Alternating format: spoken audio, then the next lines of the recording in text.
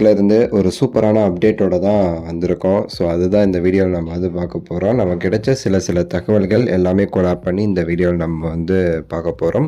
மாசான சில தகவல்களுமே கிடைச்சிருக்கு. வீடியோ கடைசி வர பாருங்கள், லைக் பண்ணி ஷேர் பண்ணி சப்ஸ்கிரைப். படத்தை பற்றி பார்த்தீங்கன்னா சிங்கிள்லாம் ரிலீஸ் ஆகி ஃபுல் அண்ட் ஃபுல் எல்லாமே சரி படத்துடைய ரிலீஸ்க்கு வந்து தயாராக இருக்கும் அப்படின்னு நம்ம வந்து சொல்லலாம்.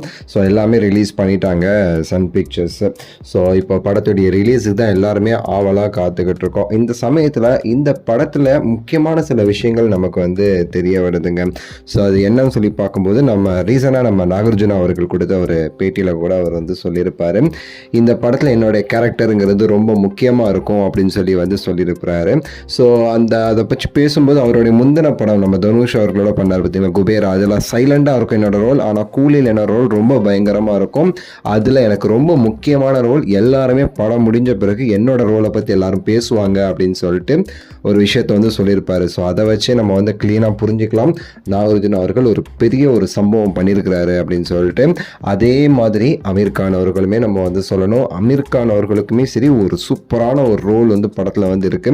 ஏன்னா அமீர் கான் அவர்களை பொறுத்த வரைக்கும் ஒரு சாதாரண ரோல்னா அவர் வந்து நடிச்சுலாம் கொடுக்க மாட்டார். இந்த மாதிரி கேமியோலான்ட்டு ஒரு முக்கியமான ஒரு ரோல் வந்து இருக்குது. அவரோட லாஸ்ட் இன்டர்வியூவில் நீங்கள் வந்து பார்த்துருப்பீங்க, சொல்லியிருப்பார் ஒரு முக்கியமான ஒரு ரோல். லோகேஷ் அவர்கள் என்னை கூப்பிட்டு சொன்னார், எனக்கு ரொம்ப பிடிச்சி போச்சு, அதில் நான் நடிக்கணும்னு சொல்லிட்டு நான் ரொம்ப ஆசைப்பட்டு நான் நடிச்சிருக்கேன் அப்படின்னு சொல்லிட்டு வந்து சொல்லியிருப்பாரு. அவருடைய ரோல் ரொம்பவே சரி மிகப்பெரிய அளவில் வந்து பேசப்படும்.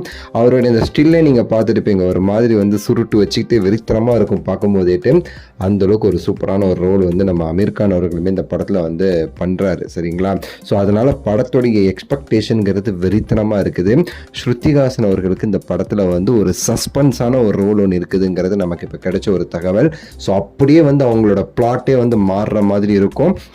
அவங்க இந்த படத்துடைய கதைக்கு ஒரு முக்கியமான ஒரு காஸ்ட்டாக வந்து அமைஞ்சிருக்கிறாங்க. ஸோ அப்படி வெறித்தனமான ஒரு பெர்ஃபார்மன்ஸ் வந்து ஸ்ருதி அவர்கள் வந்து பண்ணியிருக்கிறாங்கிறதா நமக்கு இப்போ கிடைச்ச ஒரு அதிரடியான ஒரு தகவல்.